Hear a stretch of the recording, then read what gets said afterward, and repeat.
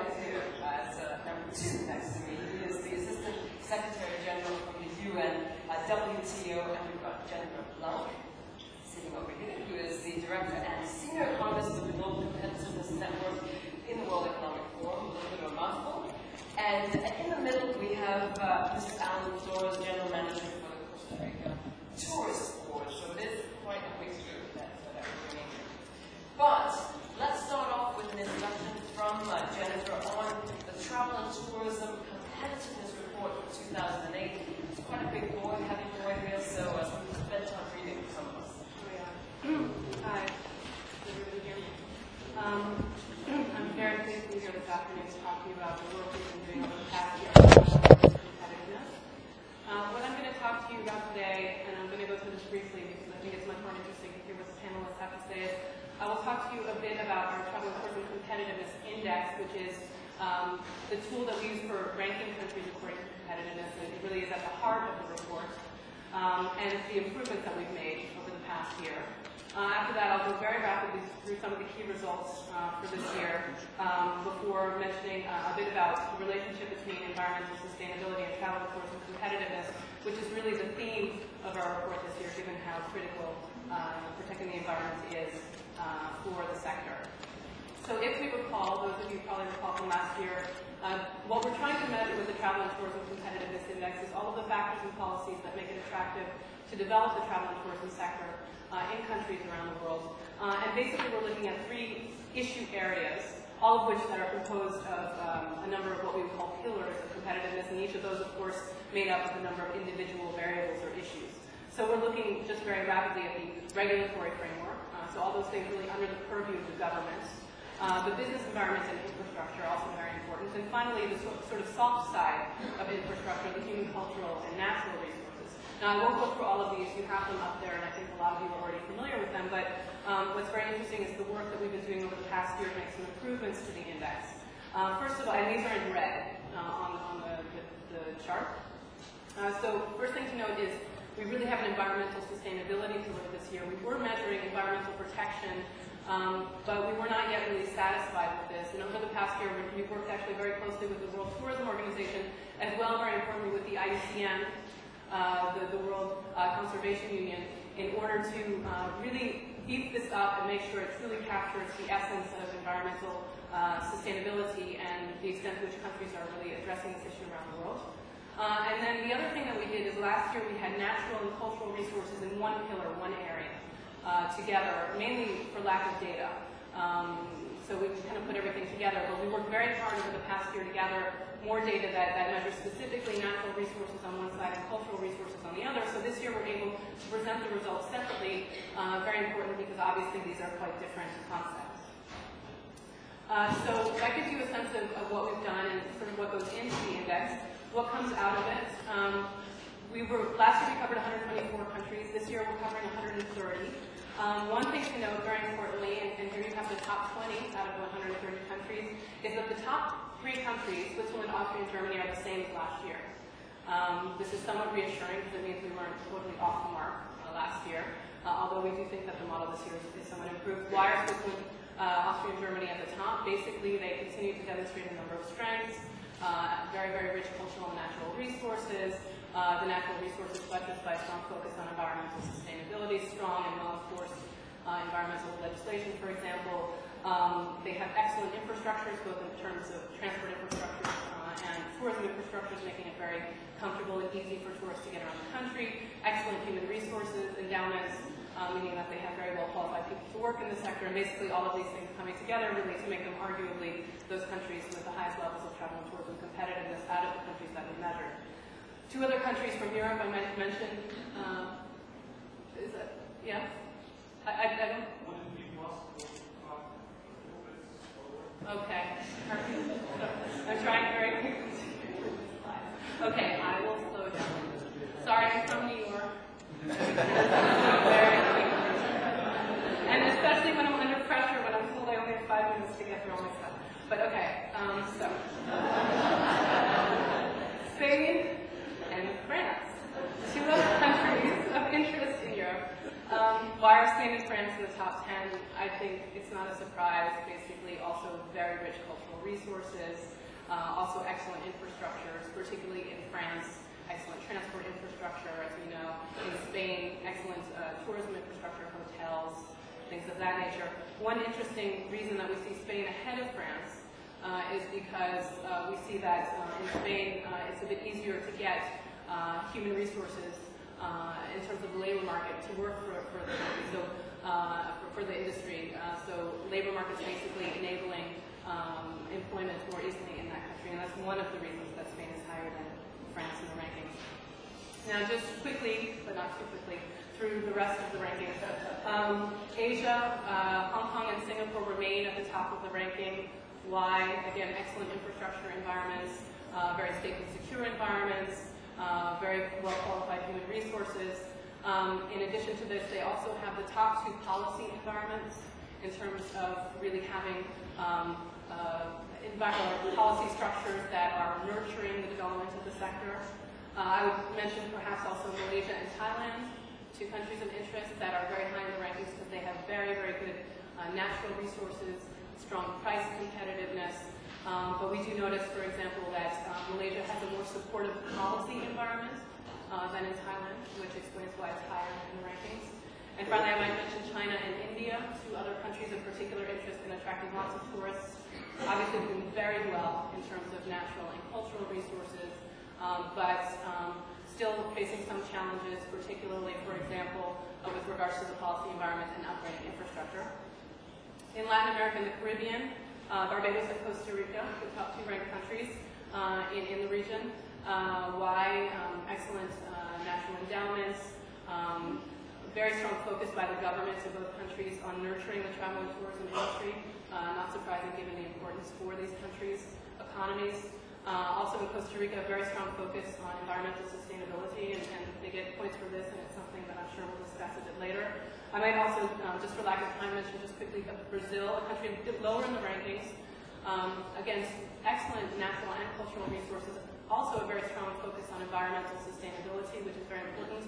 But Brazil facing many of the challenges that I think many of us are aware of, such as basically a necessity for upgrading the transport infrastructure and also safety and security concerns. Middle East and North Africa, Israel is actually the top-ranked country, very closely followed by Qatar, Tunisia, and the United Arab Emirates. Israel's top because of its strong cultural resources, excellent infrastructure, particularly by regional standards, and well-qualified human resources. The problem in Israel, and we've just been reminded, unfortunately, again, is the security environment, particularly related to terrorism, which is really the big challenge. Qatar, Tunisia, and UAE, as I mentioned, right following Israel. Interesting to note in particular, Qatar and UAE, 2 countries that have, in a very short period of time, basically based on political will, been able to build a travel and tourism industry out of almost nothing, and rise very high in terms of travel and tourism competitiveness. And now just to wrap up the regional analysis, looking at sub-Saharan Africa, we see that Mauritius and South Africa are the top 2 ranked countries. These are countries that have very good infrastructure by regional standards. They have excellent price competitiveness as well, and a strong focus, particularly in Mauritius, on the importance of the industry. One thing to notice is that it's true, I'm sure we'll discuss this probably with the panel a little bit later, most sub-Saharan African countries tend to fall a bit lower in the rankings, in the lower half of the rankings. But one thing that's very important to notice, and this is something you see in the details of the index, that these countries tend to do very well in certain areas. So, for example, Tanzania is ranked #1 out of all countries in terms of the quality of the natural resources.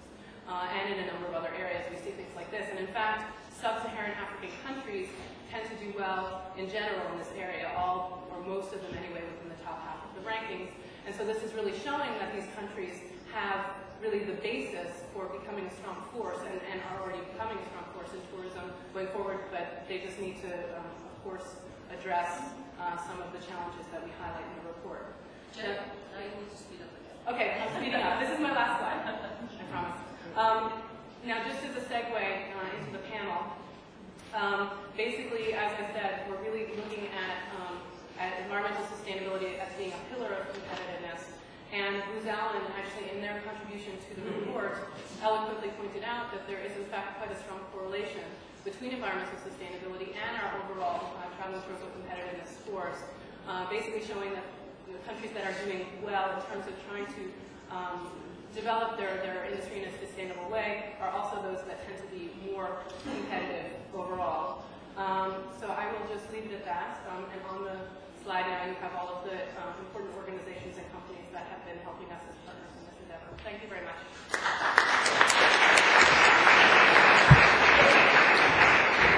The groundwork is set, and I assume that many of you have been trying to find your countries on the list that has been shown. Anyway, I'll just pass the baton over to you. Tell us 2 words about who you are, why you're here, who you represent, and comment on what Jennifer has to say as well, if you please. And do we even need a report like this? I mean, don't we already know the obvious that Switzerland is nice and has clean mountains and things like that, and you've got crime in the US, and we need more interaction in the, undeveloped countries. That's it then. Yeah. Thank you for this introduction. First of all, I'm a partner with Mr. Hamilton. I'm responsible for the global travel and tourism business or practice. We have more than 60 countries in the world, and I'm very proud of being we as Mr. Hamilton being a strategic partner with the Medical Magazine, and being also a special design partner in that survey for the last 2 years. And coming back to your question,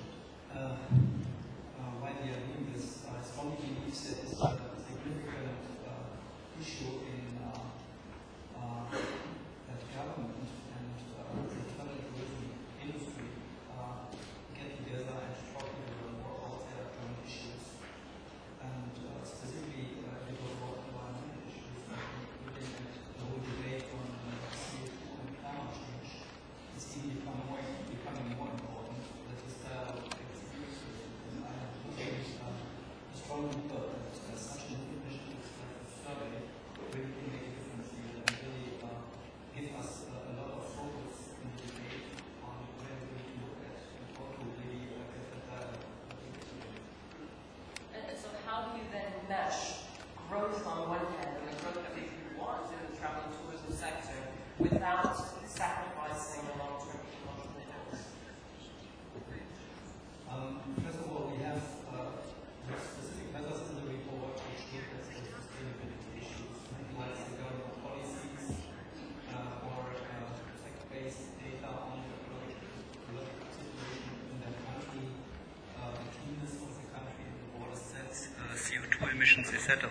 So we look at these data in more detail, and we compare this with the overall travel and tourism index, competitiveness in general, and we see that there is a high correlation. And if we dive into the details and look into the different countries, of course, the rich countries who are the pioneers in environmental policy, they of course have an advantage, and everyone is it's absolutely straightforward that this is the case. But if you look into this a little bit deeper, for example, Sweden has really made a lot of progress in the overall index because of their specific actions in the sustainability policies they have taken over the last few years. And even also very interesting, some development countries like Tunisia are doing very well overall in the index because of their specific environmental policies. They have the image of being the cleanest country in the southern Mediterranean area. Gorgeous area. I won't argue with you on that one. I just want to jump over to Dr. Baumgarten for a moment. What do you make of what you've heard so far?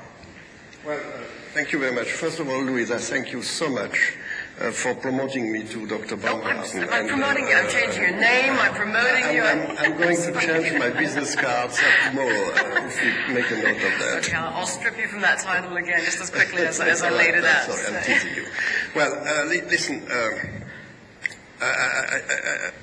what is particularly important for us in that in the work which has been done by the Vertical Forum, and we are to which we have modestly contributed.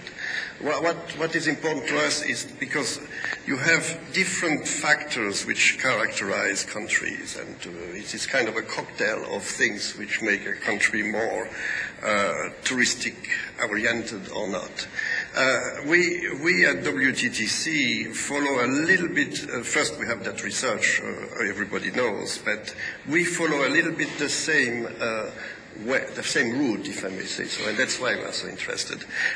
But we pick every year 2 or 3 items which we feel are key for the travel and tourism industry. And in our summit next month, we will do 4 things, actually. First, we will celebrate travel and tourism, because a lot of people are pointing fingers at travel and tourism nowadays and not recognizing what this industry, what that sector has done for the world, actually. That's the first thing. The second thing is that we consider that infrastructures, human resources, and environment are those 3 issues which, if I would take the short-term competitiveness monitor, is something which we have to look into. And if you think about it, they are all related, actually. If you have proper human resources, if you have dedicated human resources, and nowadays the young people are not joining industries which are not environmental friendly. If you have good infrastructures, I don't want to elaborate, but you burn less energy. If energy is becoming expensive, it's more profitable to save energy. In other words, what we are trying to do this year is to see how those 3 factors can be combined and can lead to what I would say a very competitive, sustainable, and able to absorb the demand in the future, because the demand will be growing tremendously over the next 10 years. So that's what Dr. Baumgarten has to say. Well, on that note then, let me hand it on to Professor Lippmann. And I'm looking, you are a professor, good. Well, I got that one right. So, you take us a slightly different point of view on some things, at least when it comes to developing countries. Well, the first thing I want to say, and this I think is the 2nd year we've been at the forum together, and it's over 3 years that we've all been working together on this report. And the first point I want to make is that we appreciate and support the work that the forum and Booz Allen have done in order to put this whole exercise together. I think in the tourism industry, we would not have come at it with such a detailed and good report as we have without their efforts. That's the good news. We have 2 major concerns with this report. We've put out a press release because we've discussed it with the forum, and we think it's time to put on the record our 2 major concerns. And those 2 concerns are a little bit related to why I'm dressed down today and all my colleagues are dressed up. I tried to be... No, you did good. No. You did good. But this red is the red from Bono for the global campaign to improve the lot of poor countries. And this absence of a tie is my contribution to say that climate change is important, so I'm never going to wear a tie again. And these are the 2 issues that we think the report doesn't reflect adequately. You yourself, when you introduced it, you said, we all know Switzerland's at the top because it's got this, and the poor countries at the bottom. And the problem that we have now with the index is that people tend to look at it that way. Even though the forums say, quite rightly, it's not a beauty contest, the media and people who take an instant look at it look at the list. And we think that the playing field of competitiveness is not level for the world's poor countries as it is for the rich countries. And we feel the criteria that are used, such as security. If you say security, we all know who's going to fall at the bottom and who's going to fall at the top. If you say health, if you say basic infrastructure. So every time you produce this report, the poor countries will be at the bottom, the rich countries will be at the top. So we're actually asking, I'm sorry to, but it's important. Please. We're actually asking that we sit down between now and the next report and we factor this in. And the second point is we all know we have to change the way we do business and therefore have to change the rules of competition for the climate. We've all accepted that. So we have to not talk about environment in an airy-fairy way. We have to talk about a measured response to climate with metrics. So we think those two things have to come in. And my last point is, because, as Jürgen says, the governments and the industry are the stakeholders in this, we will hold a major event in Jordan in February of next year, where this will be the primary issue on the agenda. We'll invite our colleagues to come along, and we will invite all of the government members of UNWTO and the private sector, and we want to have this issue debated so we get the right input for the next version of the report. I don't want to say I speak for people, but I do think many would agree with you. I do think many would agree with you. I also think, though, My mother. Yeah. He has very lovely whiskers. Yeah. I do think, though, that it's also important to recognize that this report hasn't been around for decades. It's just getting off the ground. It's a heck of a lot of data. I mean, this thing is heavy. It's a heck of a lot of data to go through, and especially when we, on certain issues, just don't have enough data. For example, on climate change, I would love to solve climate change and give you all the data points I possibly could if I could. I can't, and I also think countries can't do that at this point.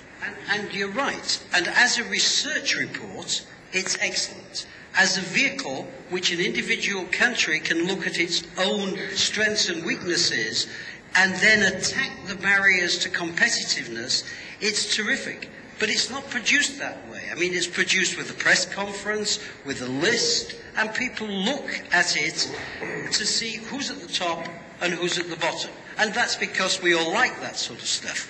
But the truth of the matter is, if we want to improve the competitiveness of the poor countries, and that's the goal of UNWTO, we need to use this report to get the governments in the World Trade Organization, in the World Bank, to put lots of money to help the poor countries become more competitive. That's the bottom line of this report. Okay. Let me get... Before we get to your point, hang on to 2 seconds, because I just want to hear from our last panel member, and then we got through the list. And to make sure that I introduce you correctly, Alan Flores, the General Manager of the Costa Rica Tourist Board. Just reiterate one more time, why are you here? What do you hope to bring to travel and tourism?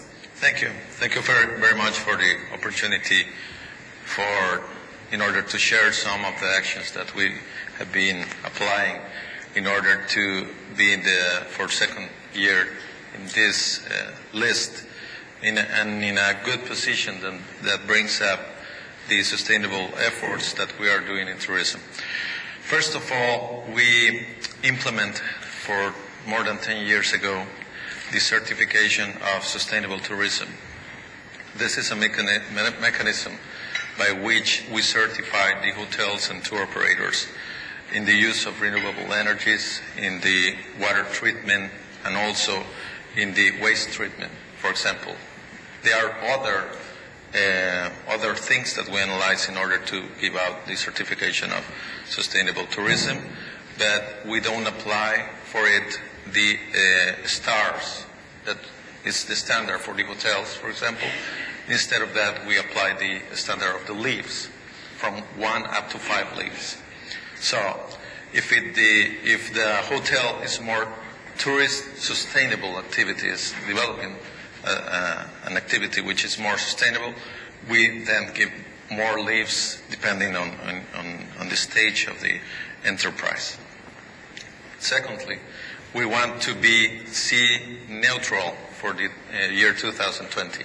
That means that we are applying a policy in the government by which until the year of 2020, that's our goal, we will be carbon neutral, not only in the tourist activity, but as a country. As you know, we are applying for so many decades as well government policy in the payment of services, environmental services.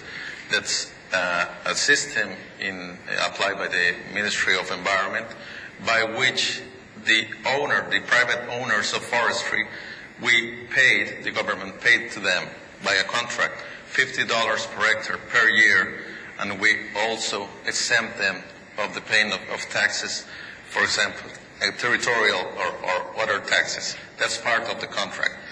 We don't just pay them, but we exempt the pay of taxes of the people that own private land and want to protect the forestry. How about the airline industry? That's a very important question. We have two local airlines. One is SANSA, which is part of TACA, which is the regional airline, but they give out the service locally, and the other one is Nature Air. They are internalizing the cost of the environment affectation that they have with the operation. And the environmental payment services is where it's very important for that, because these two local airlines, they pay to the government in order to have some more people having the contract of the $50 per hectare and the tax exemption. So mainly 95% of Nature Air and SANSA objectives and the operation of them is located and they're directly related to tourism. And just 5% is for local things and local operation. So they are internalizing the cost of having some environmental damage, as we would say. And also, we have been dealing with a system of protected areas for so many years.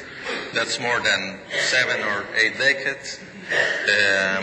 It brings up then a good possibility in Costa Rica for ecotourism. That's our main segment of tourist offer, and it's based in the 5% of the world's biodiversity that's located in Costa Rica that we do have to protect for the future generations. And the 26.5% of the territory, the old territory, the territory of Costa Rica, the inland territory, is protected in some way, for example, of declaration or category of national park or biological reserve or something like that.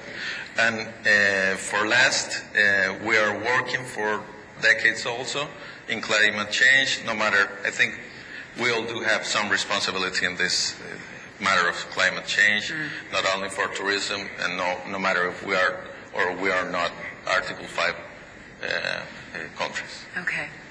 Thank you very much.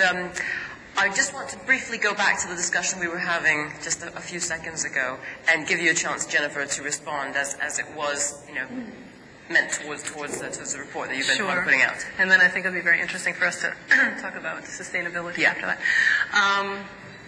Jeffrey and I have been having this discussion for some time. I think, first of all, it's very important to keep in mind that there are many areas in which developing countries do well, as I highlighted in my presentation. Natural resources, price competitiveness, affinity for travel and tourism, government prioritization of travel and tourism. These are all areas, really, where we see that many developing countries are doing quite well. Now, it is true that there are a number of other areas, as Jeffrey highlighted, such as infrastructure, issues related to safety and security, where we do see that developing countries are at a disadvantage. But the way that I look at it, it's not that the index is sort of unfairly stacking things against the countries. I'm a development economist. That's what I care about. It's the world that is built this way. What we're doing is we're measuring the reality of what's happening, the fact that endowments are different. And precisely what we're trying to do is to highlight the differences. And it really is the details that are important so that we know what are the strengths and weaknesses in different countries around the world, precisely so that we can do what Jeffrey mentioned, which is to get the kinds of resources necessary to make the improvements in countries around the world. And as a matter of fact, we're often told, not just in this report, but also in our global competitiveness report, that it's very useful for people actually trying to make changes in their countries on the ground to have a report like that that shows the weaknesses vis-a-vis an international standard, because it helps them to lobby for change and to push for change and to galvanize support for change. In terms of what the media focuses on, we know that they focus on the overall ranking. The overall ranking is what attracts attention. It's what gets governments to pay attention to what we're saying. What we always say is that's great, but the interesting, information is in the details, but we have to get them to pay attention first. And if we don't have the overall ranking, they generally don't pay attention first. And that's something that's very important. Now, that said, of course, we're talking to the World Tourism Organization to find out ways that we could maybe show the information in a slightly different way, and highlight better perhaps these strengths that we're talking about in the details. And that's something that we're going to work on. One other thing I would just mention, and this is something that will be important going forward, is that between this year and last year, we weren't able to show changes because we made too many changes to the index. So we couldn't sort of meaningfully show how certain countries had gotten better or worse over the last year. But we're hoping that going forward, this will stay stable enough so that we can actually highlight the countries that are really improving in certain areas. And this is another thing that we're hoping will really enable us to highlight, particularly in developing countries, work that is being done. Okay. I don't think that anything I can say or anything that you guys can say will change the two of yours opinions. I don't think we're too far apart when it comes to the substance of this excellent report. It's a super piece of work. I said that right at the beginning. It's excellent research. My point is much more around the way that the rankings are listed, the way they are presented, and the way they're perceived, and the need to add some dimensions in which are quite fundamental, and we can't shrug them off. We can't shrug off the fact that the world community have said we've got a global priority called the Millennium Development Goals to help the poor countries. I mean, I'd like to see a listing in this index of countries, for example, their development aid.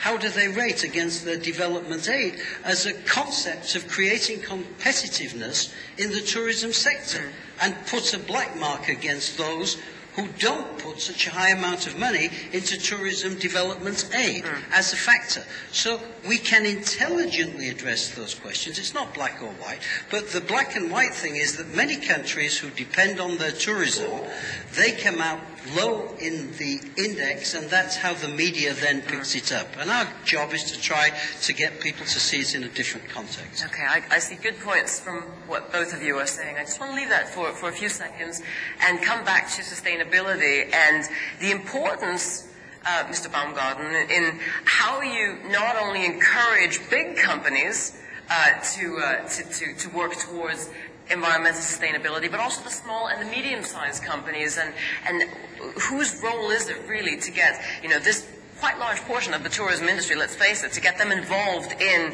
the environment when they are fighting for growth? Well, I think that's a key question, actually. How is that whole movement going to happen? And then you have different levels. You have the governmental levels. You have the media level. You have the corporate level. I would say that in the big corporation, for many reasons, are they economic, are they social, are they marketing, are they image problems, the movement has started. And you're right. How about the small operators? Because you have to realize that 80% of the revenue generated by travel and tourism is done by small and medium-sized enterprises. So how are we going to do that? But there's a light of hope here, because first the customer is going to more and more ask for it. And whatever governments are doing, our markets are customer-driven. Second, I was recently in Los Angeles at the convention about investments, and there was a very interesting panel about an operator who has developed a hotel in Fiji, and another one who has developed a hotel in the middle of Hollywood. And both of them and small operators, and both of them have had a goal, which is how can I be as environmental, as carbon neutral as possible. And it was fascinating. And I think that's the kind of experience we have to, because people don't know how to do it. And if governments intervene heavily on that, people will not do it. But if you create that movement, and we are going, for example, that example, we are going to broadcast it, we are going to make it known, because that's the kind of thing people need actually. How can I do, how can I help? And it's happening already. Is it happening enough, though, Dr. Ringbeck? I mean, you go online, you buy a flight ticket, you're still looking at cost as a consumer, you're still looking at, convenience. Are you thinking twice about how many towels you use at the hotel? I get a small anecdote. I went to New York with work a couple of years ago. I was put up in a very, very nice hotel, and I was there for a couple of weeks, and it was one of those places where the bed is big enough for 217 children all in a row, and I decided it wasn't necessary to change all this bedding every single day. So I was, making my own bed and emptying my own garbage and trying to be as nice as I could towards the staff there. And at the very end of my stay, after weeks of saying no thank you to the housemaids, then come to find out that they only get paid if they do your room. So they only get paid according to how many rooms they do. I mean, you can't ask for people to be green, people like me trying to be green, and then you punish the workers, and you punish me, I guess, inadvertently. Yeah, first of all, I think there are a lot of small things you can do to become greener. And I like these many small hotels who really think about marketing and green marketing, and taking a lot of small pieces like towels and all that stuff, and really try to position themselves in that space. But I believe also that the real lever is about energy consumption.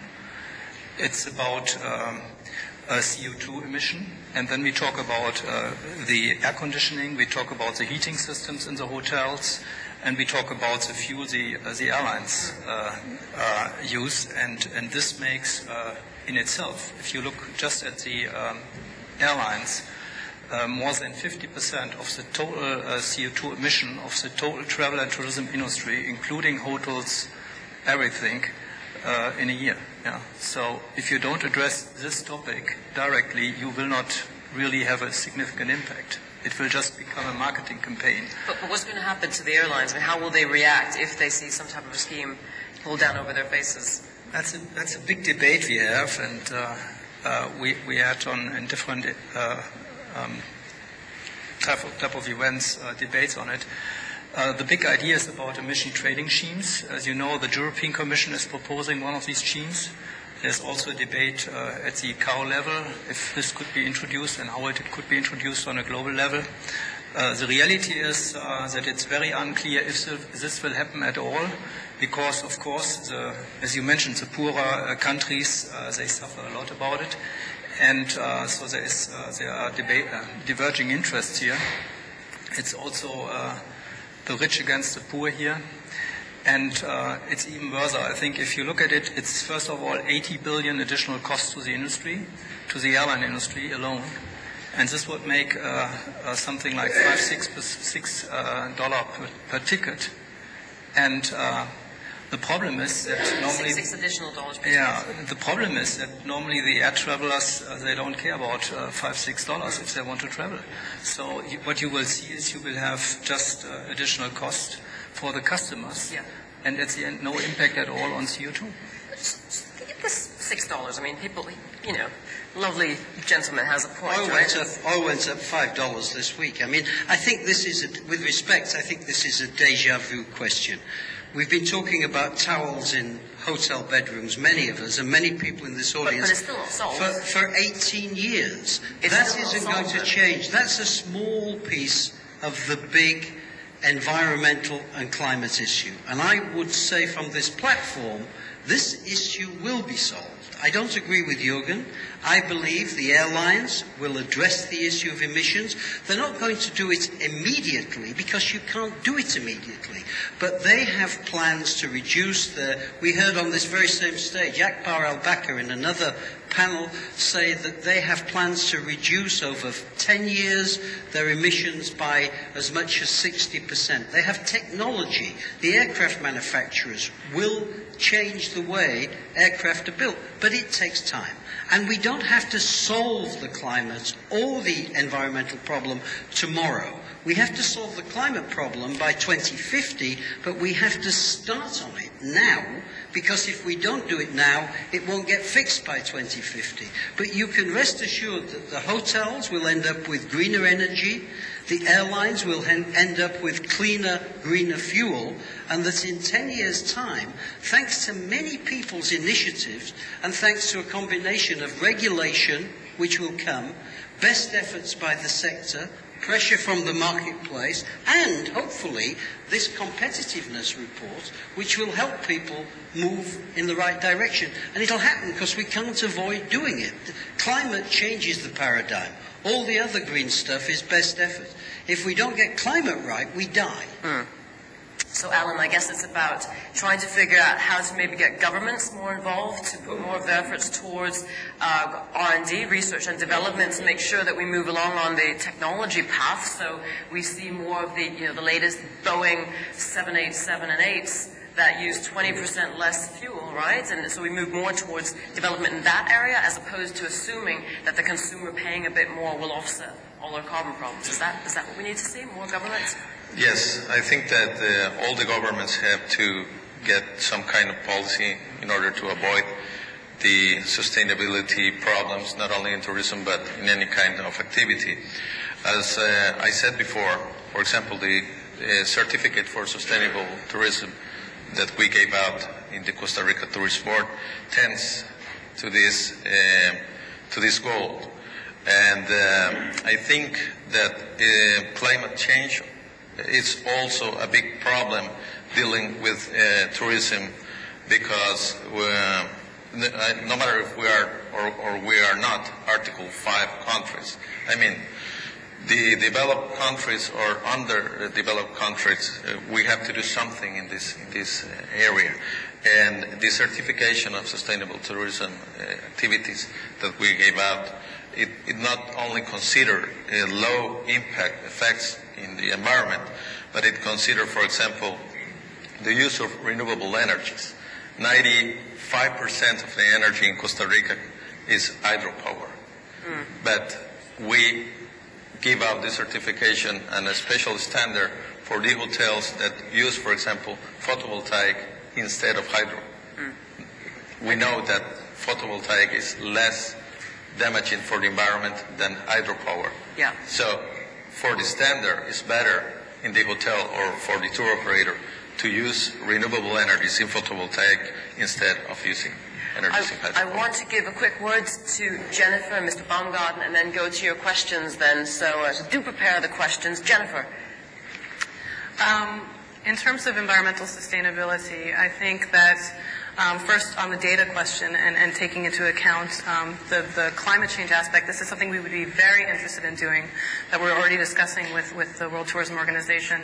The data just doesn't exist yet to allow us to do it, but it's something we're definitely looking forward to trying to take into account going into the future.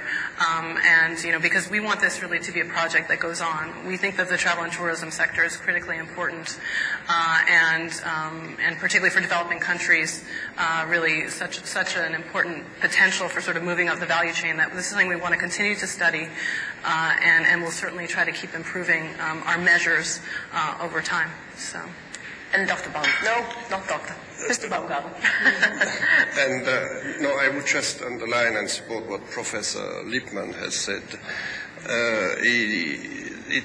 I think it's very important that first we take time, we do it now. It's also important that we train people. And that's something organization like the United Nations World Tourism Organization should take. Train the small and medium-sized people, entrepreneurs, so that they have in their way to do business a environmental or climate-friendly behavior. Last but not least, we never talk, when we talk about environment issues, we never talk about the impact of the high cost of raw material and energy will have on the way we run our businesses. And second, we never talk, because we can't, about what that will also imply in terms of new technologies, of new findings, of new creations. I just read in a paper that the Japanese have come out with a film you put on windows, and it's a solar panel. Can you imagine Manhattan with solar panels like that? Manhattan will be energy positive all of a sudden. So, give me another minute. The best advocate of that was the governor of California during the General Assembly of the United Nations, when he said, we are going to be the cleanest state in the world. After Silicon Valley, we are going to make a fortune with Environmental Valley. So you have very positive forces here. Mm. On that positive note, I want to hand it over to you and see if there are any questions in the audience. Please do say where you're from and who you're directing your question to. Yes, please. Yes, please, and please stand up. Actually, I think there's some microphones over here, yeah, so just come up to the microphones and we'll...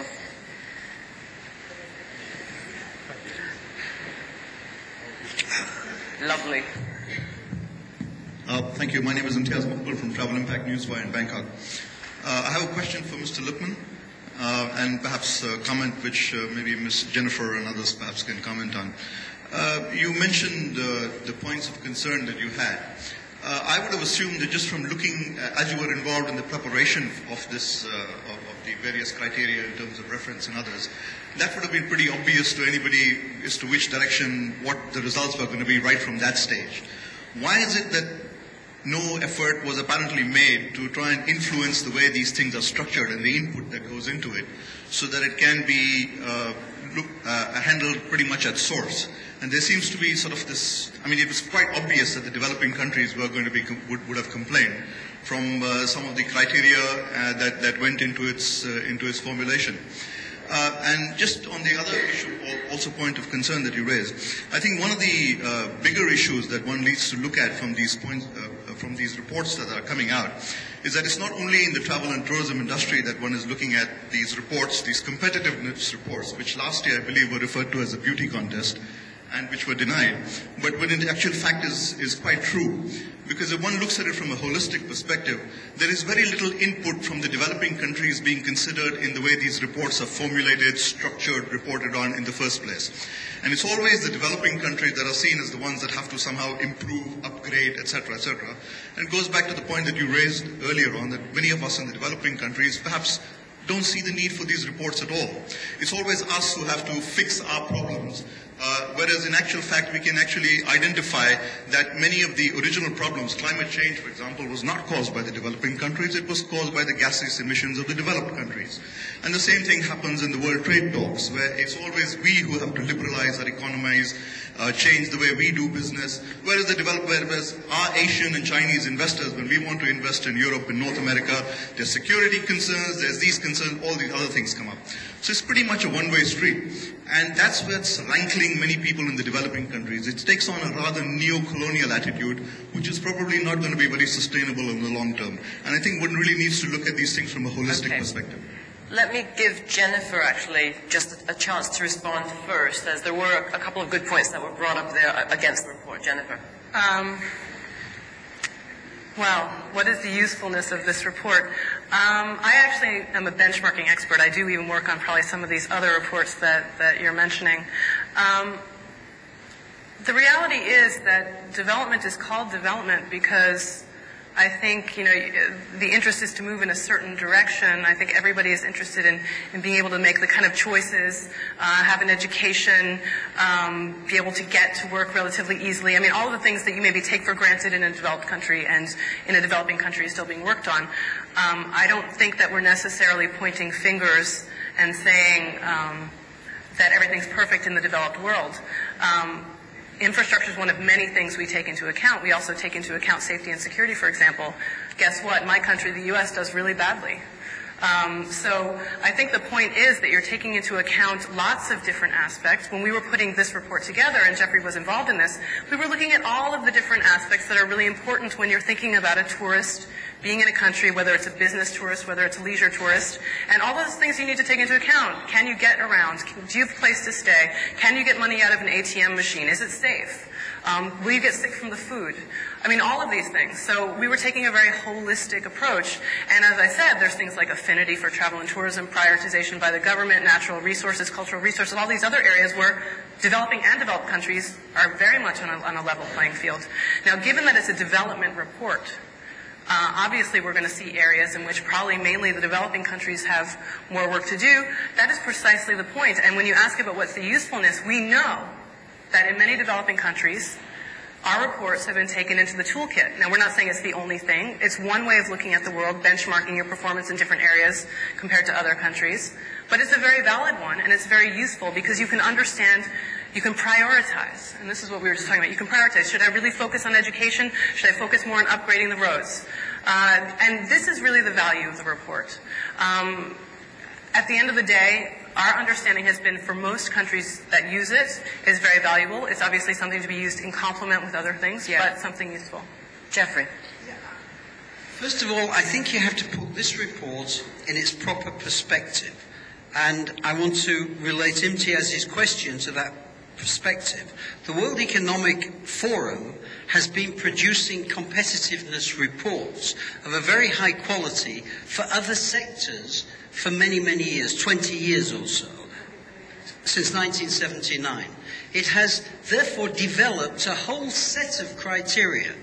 When we started to talk, and Jean-Claude, myself, the World Economic Forum, about should we apply this to tourism, of course we knew that there would be the challenges that Imtiaz described. But the question was of a different nature, which was if we don't apply it to tourism, our sector doesn't even get to play in this area. So our first consideration when we weighed this up was, yes, we're all saying tourism should be dealt with like other sectors, so let's do that. Then when we came to look at the specific criteria, we began to realize that some of the challenges facing developing countries couldn't be reflected in an appropriate way. We didn't realize that on the first day. The first year, we spent all the time getting the criteria together. Last year, we spent all the time getting the right environmental criteria in because it was much more important for tourism than for other sectors. During that period, Imtiaz, some of us, and particularly me, I've got a piece written in here, actually said, hey, I suddenly realized some of the criteria that people are being judged on in the poorest countries, they can't compete, not because they're bad competitors, but because they are developing countries. And therefore, the ultimate presentation of the index, in a way, skews the playing field. You don't have a level playing field to measure it. Now, that's the point we're raising here. And I believe we'll spend a lot of time next year. We spend hours and hours working all of us together on this. And I think by the time we come around next year, some of those issues will be addressed. We might not reach consensus on this. We probably won't. But we shall try very hard. And certainly as far as our organization is concerned, we shall fight for the developing countries to be presented in a way which does them fairness and justice. And then last point, last time from this platform I said, the best thing that could happen with this report, and I shall repeat it, is Dr. Schwab from the World Economic Forum could trot across the Pont de Mont Blanc in Geneva and drop it on the desk of Mr. Pascal Lamy. And when he drops it on the desk of Mr. Pascal Lamy at the World Trade Organization, he should say, when you bring the round to an end, the Doha development round, put enough money in place so that the countries who come in the bottom ranking have a chance to move up the scale. That's where this report could be immensely helpful. He didn't do it, by the way. He might. I'll keep mentioning. Other questions, and any questions on sustainability as well? Please come up to the microphone, and if any other people have questions.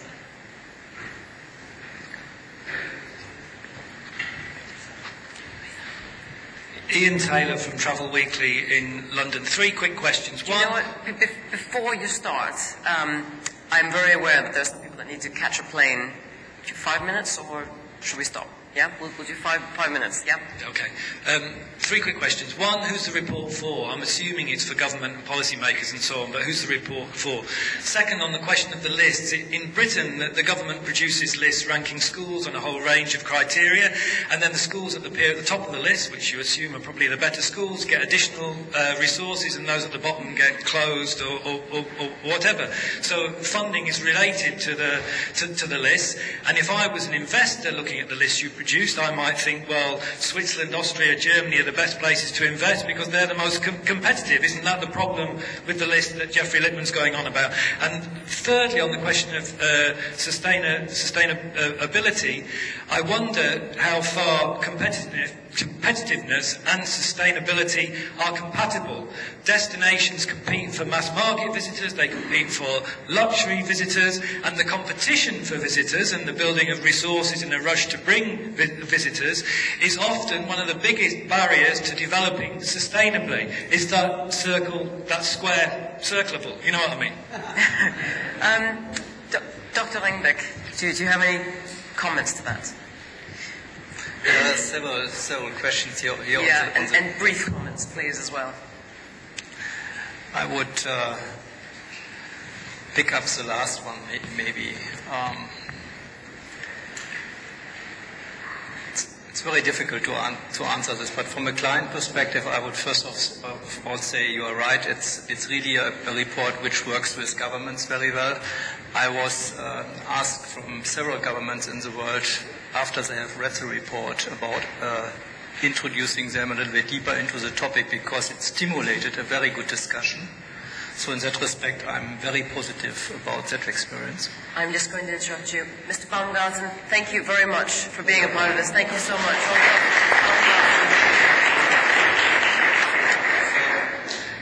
Coming back, of course, it's like in the school system, you are never happy if you are not the best one of the top schools. You are never happy if you play in the Bundesliga and are only on rank number 18. But it also, the report only triggers a lot of information why this is true, and the debate on the information, I think, is really what counts. And I found it very rich, and I think the clients find it very rich. And it started a discussion, and you work on the issues. And of course, I think addressing the other question, it's always a trade-off between investing very fast in getting mass market tourism up and running, and it could be even very harmful for the ecological environment if you don't do this carefully, with having green policy in mind as well, as we have here, a very important issue. But it cannot. I think it must not be a trade-off. I think you can really combine these things very well, and you can make the best out of it. I do encourage our discussion or conversation to continue. We do have to end, though, now, as we are over time. And I also just want to mention that this is live on the internet as we speak via mobile streaming. So that's been taking place throughout the session as well. You can catch that afterwards on the World Economics Forum channel on YouTube, and that's youtube.com/World Economic Forum. So do go online and take a look at it if you so feel like. If you have any questions for the panelists, please do come up and ask questions afterwards. From myself, though, thank you very much for partaking. Thank you very much to our panel members as well. Jürgen Ringbeck, Senior Vice President from Booz Allen Hamilton. We have Professor Jeffrey Lippman, Assistant Secretary General from the UN WTO. We've got Ellen Flores, General Manager from the Costa Rica Tourist Board. And also thank you to Jennifer Blanc, Director and Senior Economist with the Global Competitiveness Network at the World Economic Forum. Still a mouthful. Thank you so much.